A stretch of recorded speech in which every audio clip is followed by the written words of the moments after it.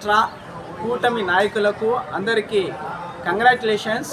ఎందుకంటే గత వారం నుండి 2 సంవత్సరాల పూర్తి దిగ్విజయంగా మీరైతే ఏదైతే పరిపాలన స్టార్ట్ చేసి అభివృద్ధి గురించి గొప్పగా కార్యక్రమాలు చేసుకున్నారు.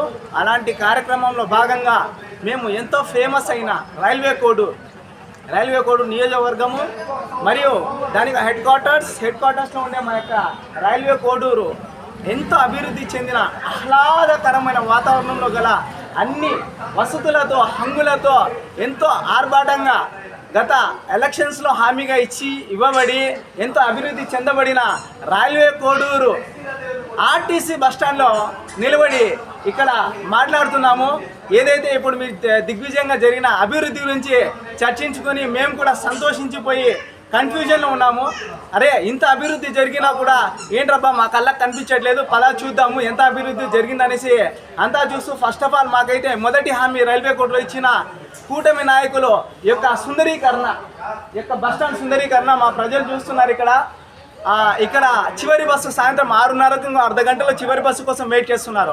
ఆర్టీసీ బస్టాండ్లో రైల్వే కోడ్లో చివరి బస్సు కోసం ఎదురు చూస్తున్న ప్రయాణికులు మరియు ఇక్కడ ఉండే సుందరీకరణ ప్రజలు ఏదైతే ఉన్నారో ఇక్కడ వాళ్ళ ఇళ్లలో బాత్రూమ్లు సక్రమంగా లేకపోవడం వల్ల ఇక్కడ ఆహ్లాదకర వాతావరణం కోసము ఇక్కడ బాత్రూమ్లు వాడుకోవడానికి వస్తున్న ప్రజలు, ఇక్కడ క్యాంటీన్లో అన్ని వసతుల కోసం ఒక మంచి ఆహారం పొందడానికి వస్తున్న ఒక మంచి క్యాంటీను, అంతేకాకుండా ఒక పార్క్ ఉంది. ఇక్కడ మంచి పార్క్ ఉంది. ఎందుకంటే బహిర్భూమి కూడా వాడుకోవడానికి మంచి పార్క్ అనేది తయారు చేస్తారు. ఇవన్నీ కూడా మా యొక్క కూటమి నాయకులు ఈ మసిపూసి మారేడుకాయ అంటారు కదా, అలా చూపించి అయ్యా మిమ్మల్ని అడుగుతున్నాము, మీరు ఏదైతే బ్యానర్లు కట్టారు ఆ ఫంక్షన్ హాల్కు ఏదైతే పెద్ద కార్యక్రమం చేశారో, ఏదైతే ఆశా వర్కర్లు అంటారు లేకపోతే అవి డాక్రా మహిళలను మీరు తీసుకొని వచ్చి ఎవరైతే నాయకులు ఉన్నారో మీ నాయకులు కూడా మీరు చేసిన అభివృద్ధి తట్టుకోలేక కనీసం ప్రజలకు ముఖాలు చూపించకుండా స్టేజీల మీద మీ నాయకులే రాలేదు. ఆ స్టేజీలో చూస్తే మీ కూటమి నాయకులు ఎవరు లేరు. అంటే దీన్ని బట్టి ఏమర్థమవుతుందంటే మీ అభివృద్ధి ఎంత మాత్రం ఉందనేది తెలుస్తుంది. మీ నాయకులే ముఖం ప్రజలకు చెల్లక కనీసం ఎవరైతే డాక్రా మహిళలకు మీకు ఏదో ఇస్తామో అక్కడ సంతకాలు చేస్తురండి అనేసి డాక్రా మహిళలు తీసుకొని వచ్చి మీ యొక్క దిగ్విజయ సభలను చూపిస్తున్నారు. ఈ ప్రజలకు ఎలా మీరు ముఖం చెల్లుబాటు చేయాలనుకుంటున్నారో అర్థం కావట్లేదు. అయ్యా పవన్ కళ్యాణ్ గారు డిప్యూటీ సీఎం గారు జనసేన సీట్ ఇచ్చి మా యొక్క ప్రజలకు మీరు చేస్తున్న అభివృద్ధి చూసి మేము నవ్వాలో ఏడవాలో కూడా మాకు అర్థం కావట్లేదు. కనీసం ఆ ఫంక్షన్ హాల్కు ఆ బ్యానర్లకు మీరు పెట్టిన కనీసం ఖర్చులో సగం పెట్టే కూడా మాకు ఆ బస్ స్టాండ్ వాతావరణం మారుతుంది. చూడండి ఆ ఫ్యాన్స్ చూడండి, ఆ కుర్చీలు చూడండి, ఆ ప్రజల పరిస్థితి చూడండి. అలాంటి యొక్క నియోజకవర్గంలో ఉండే దాదాపు 5 లక్షల ఓట్లు ఉన్న ఒక హెడ్ క్వార్టర్స్కు జనాలు రావాలంటే ఇబ్బంది పడుతున్నారు. 6:30 తర్వాత కనీసం లైట్ ఉండదు. ఇలా రండి ముందుకు వెళ్దాం రండి. ఈ బస్టాండ్ పరిస్థితి కనీసం బాత్రూంలో పరిస్థితి చూద్దాం రండి. ఇలా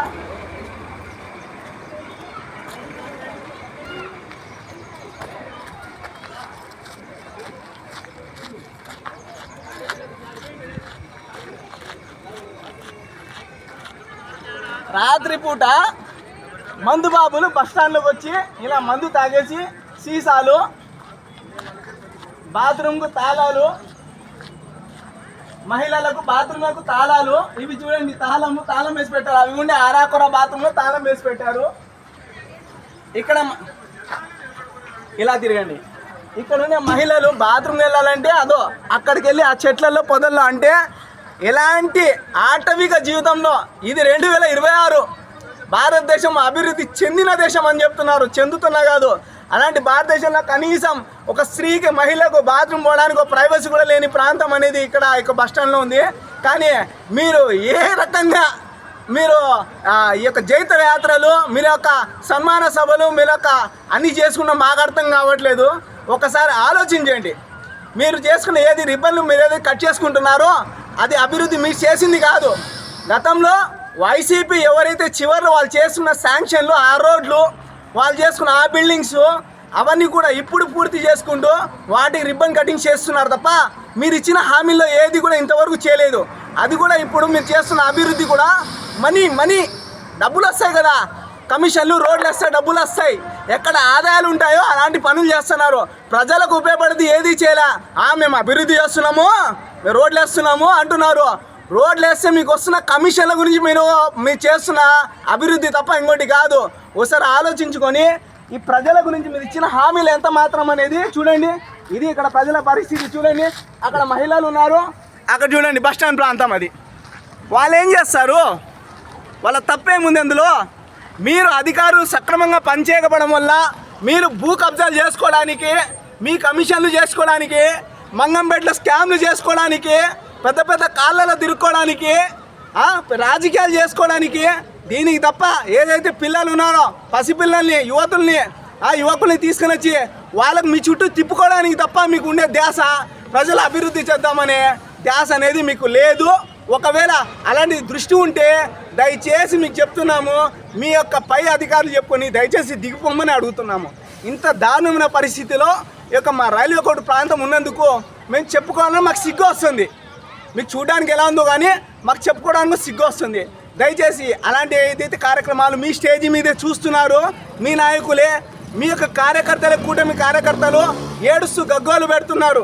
మీ పెద్ద పెద్ద నాయకులు ఎవరైతే మీ సాటి నాయకులు ఎవరు ముందుకు రాలే. ఎందుకంటే మీరు ఎంతమంది అభివృద్ధి చేస్తున్నారో వాళ్ళు ప్రజలకు మేము చెప్పిన మాటలు, మేమైతే ఎలక్షన్స్ టైంలో చెప్పిన మాటలు అవి పూర్తి చేయలే కాబట్టి మాకు మొహం చెల్లట్లేదని ఆ నాయకులు రాలేదు. అది కూడా మీరు దృష్టిలో చేసుకొని మీరు ఇచ్చిన మాట ప్రకారం మేము పూర్తి చేయాలని మేము కాంగ్రెస్ పార్టీ తరఫున కోరుకుంటున్నాము.